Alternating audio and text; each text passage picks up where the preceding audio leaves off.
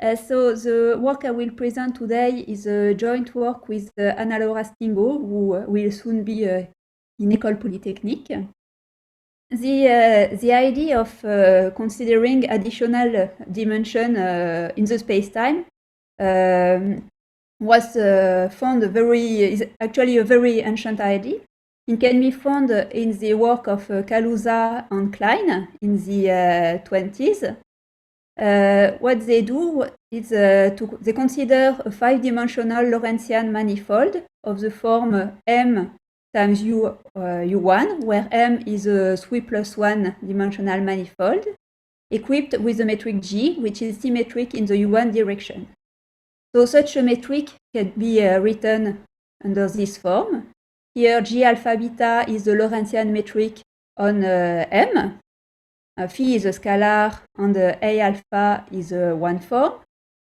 And the Einstein vacuum equation for G5, Ricci equals 0, implies then a system for G alpha beta phi and A on M.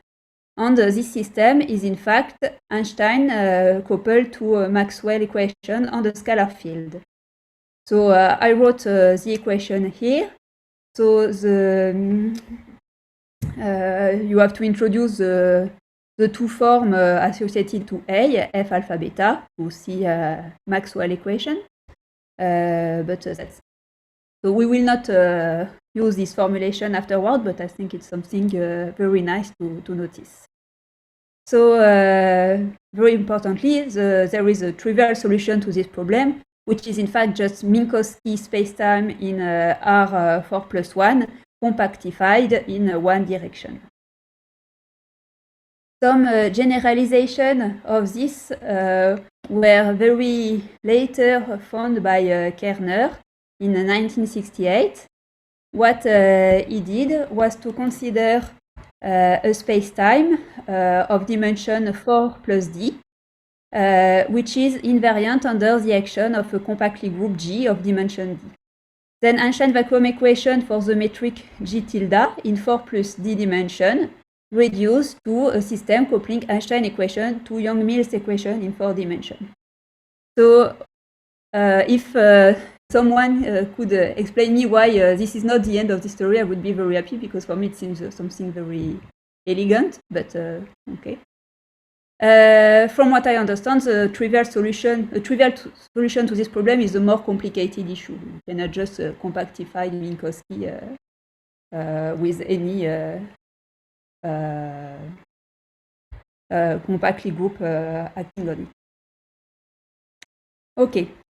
So then, once the step has been done to add additional compact direction, the question is why should we assume some symmetry in these compact directions?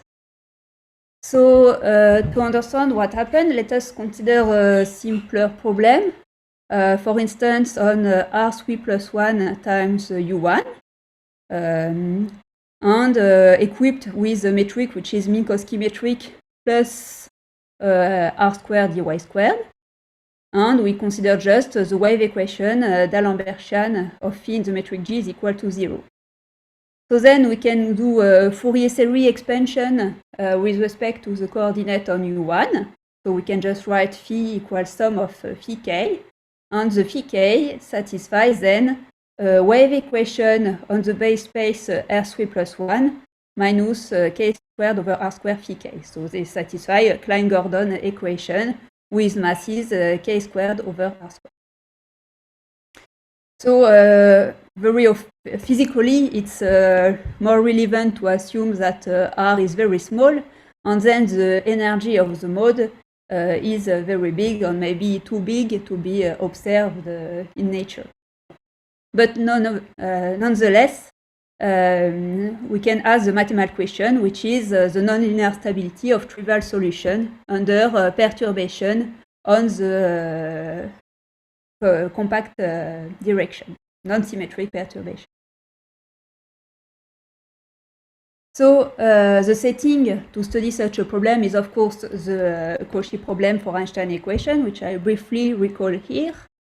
So the initial data for Einstein equation are a three-dimensional manifold, sigma equipped with a Riemannian metric G bar and K a symmetric two tensor. So finding a solution to Einstein vacuum equation with this initial data consists in finding MG, solution to Einstein vacuum equation, such that sigma embeds in M. The restriction of the Lorentzian metric to sigma is the Riemannian metric G bar, and K is the second fundamental term. The initial data cannot be chosen arbitrarily. They have to satisfy the constraint equation. And once we have a solution to the constraint equations, thanks to Choquet-Bruhat and Guéroche result, we know that there is a local well-posedness of Einstein vacuum equation. So actually, the result of Choquet-Bruhat and Guéroche is independent of the dimension and also can be considered for compact or non-compact or even product manifold. But the question we have to answer first is can we solve the constraint equation? And for this part, the analysis is very dependent on the type of manifold we work on. It is very different if we consider a compact manifold or asymptotically Euclidean manifold, for instance. And so it has been the object of a work with Katerina Valcoux, which hopefully will be soon on arXiv, to solve the constraint equation on the product space R3 times TD, where TD is a torus. But it will not be the subject of my talk today. Okay, so what I will describe today is a toy model for the stability of Minkowski, but before, let me recall some very important results about stability in general relativity. So the list I present here is of course non-exhaustive because it's a tremendous subject, and it's restricted to really stability of Minkowski or not stability in general in an Einstein equation. So the first result was due to Christodoulou-Kleinerman for Einstein equation in vacuum, followed then by a proof by Lindblad and Ronionsky using wave coordinates.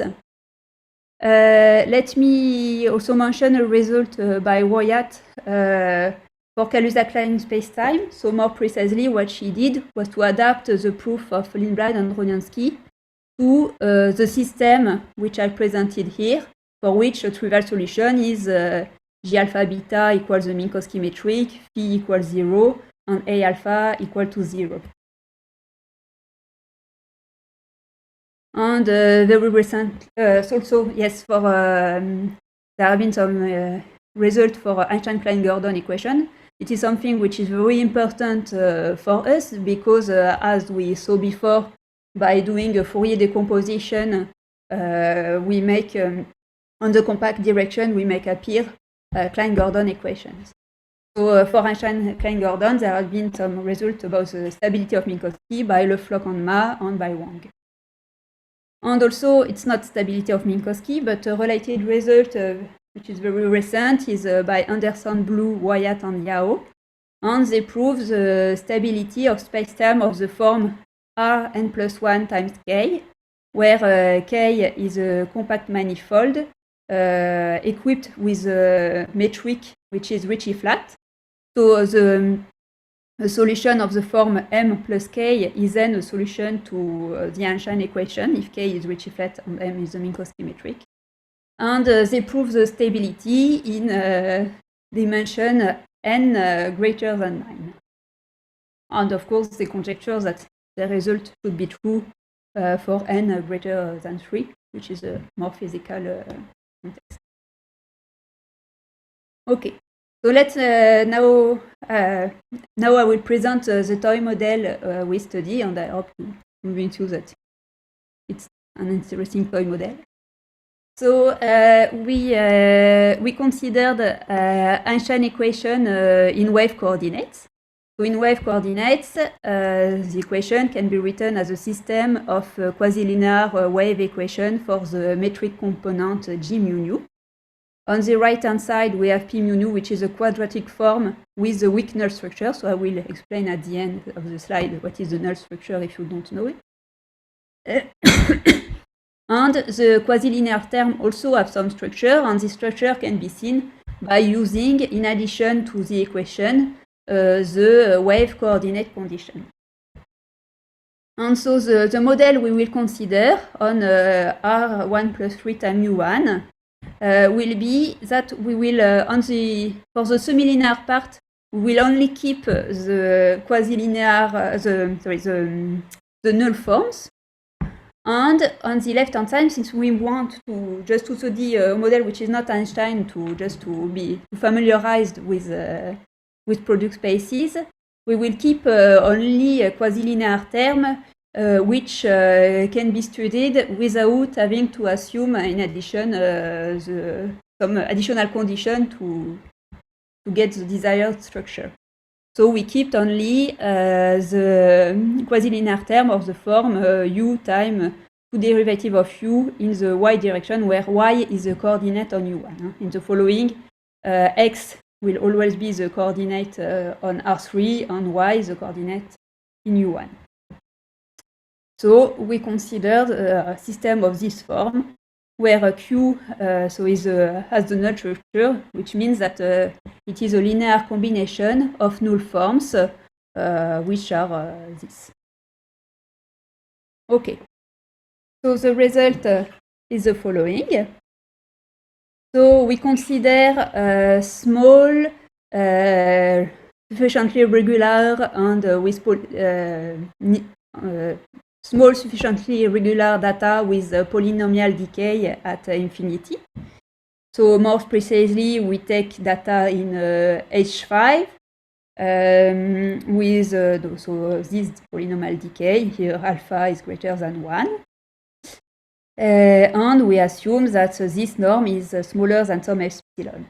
So if epsilon is small enough, then there is a global existence of solution for this problem. So for solution to this equation with initial data u0, u1. And also we have decay for the solution. And this decay is the following. So du is less than epsilon over 1 plus t times 1 plus t minus x to the 1/2. And this decay is in fact the decay of a solution to the wave equation in R3 plus 1. Okay.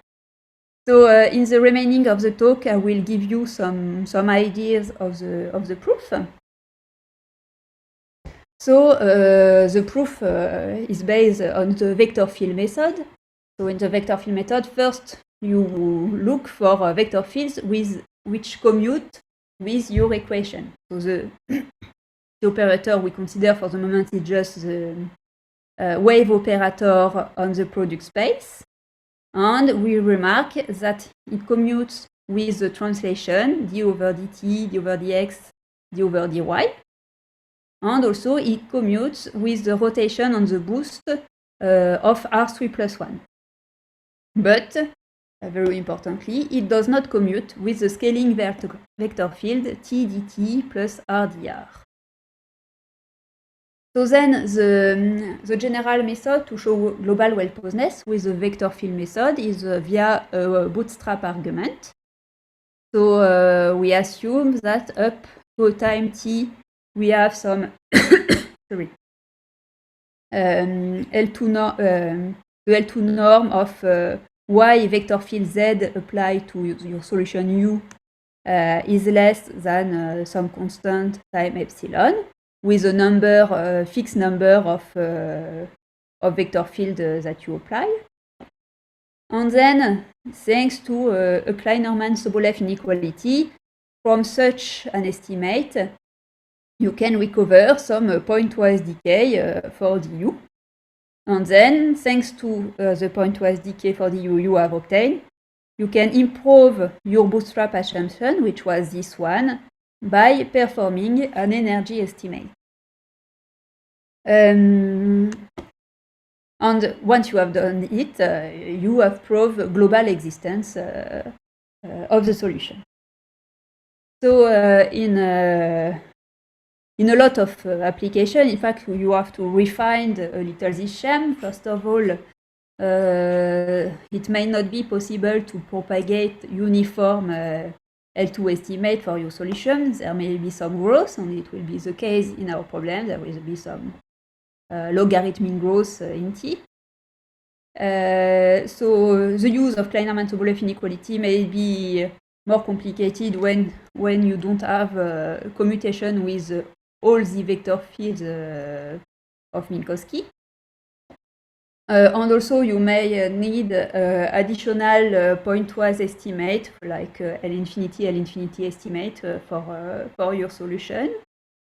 And that's so in the next slide I will describe more precisely the Kleiner-Mann-Sobolev inequality we use for our problem.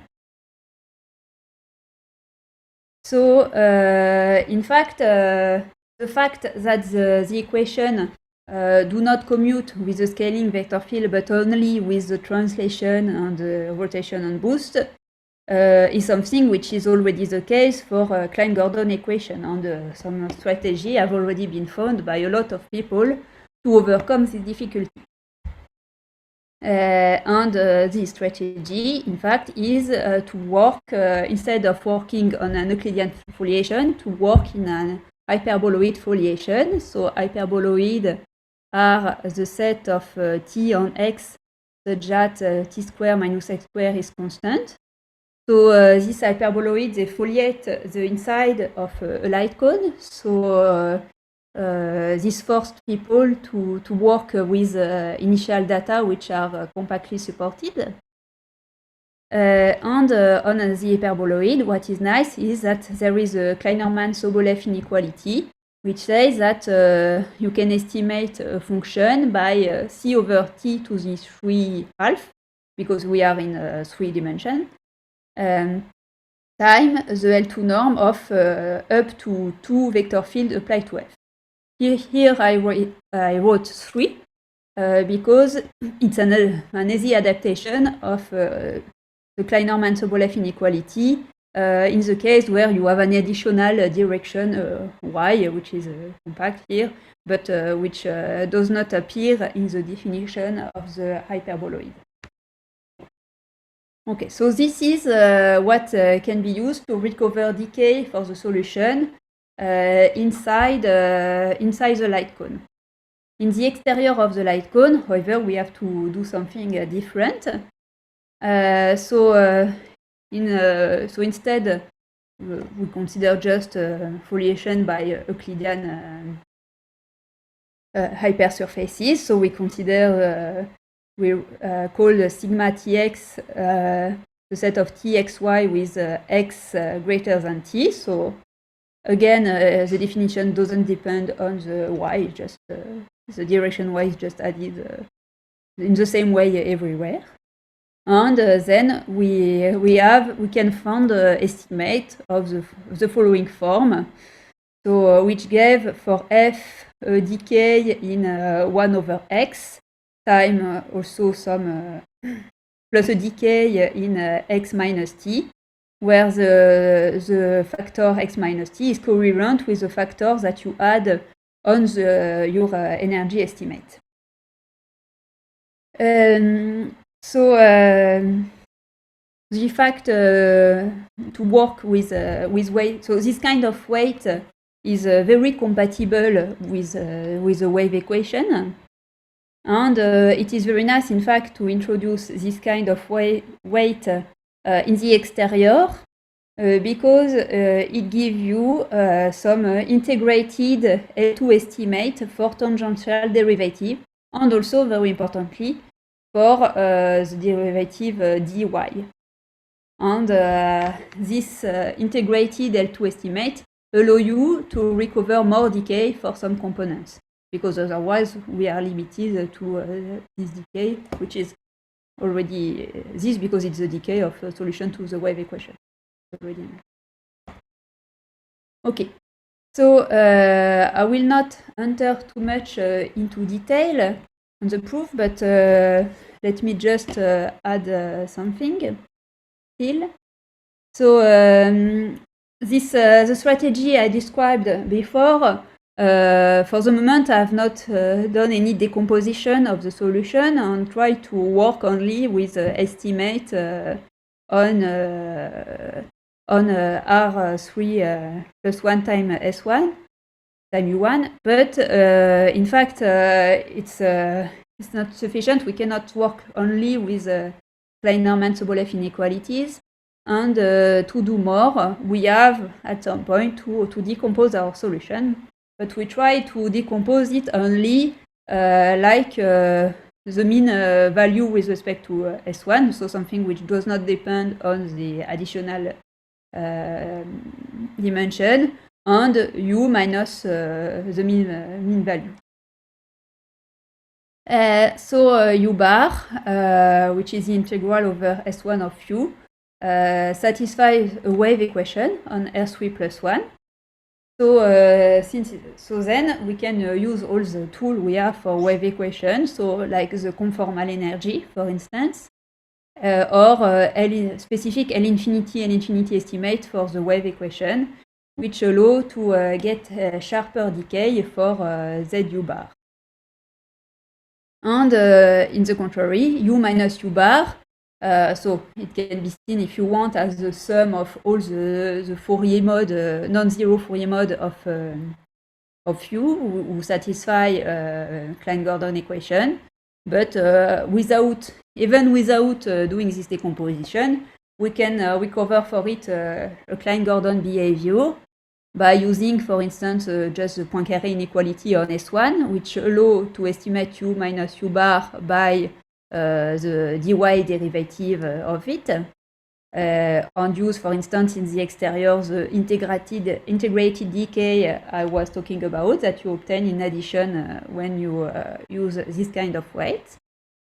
And also for it we can use some L infinity estimates, which are very similar to the one you have for solution to Klein-Gordon equation, and allow to recover some sharp decay in 1 over C t to the 3 half for U minus U bar. Okay. So as I said, when you do this decomposition, in fact, you fell into something which is now very well understood, which is a system of, in fact, of wave equation coupled to Klein-Gordon equation. And we did not invent so much things. There is a big literature about it. So I give a few references, but it's not exhaustive at all. So for Klein-Gordon equation, we use tool by Klein-Norman and also Katayama, Ozawa, Nigawa. For the wave part, we use work from Alinak, and especially the introduction of the weight. For wave Klein-Gordon systems, there have been a lot of results. Mas, Tingo, Klein-Norman, Wang, Yang, Dong, Wyatt, Ionescu, Pausader. So let me in particular mention a work by Dong and Wyatt, where whose analysis, in fact, was very similar. It's a work that comes before our work, and in fact, the analysis is quite similar for the interior region. And also, there have been some work on product spaces, but with other nonlinearities by Ettinger, Metcalfe, Solge, Stewart. And I thank you all for your attention.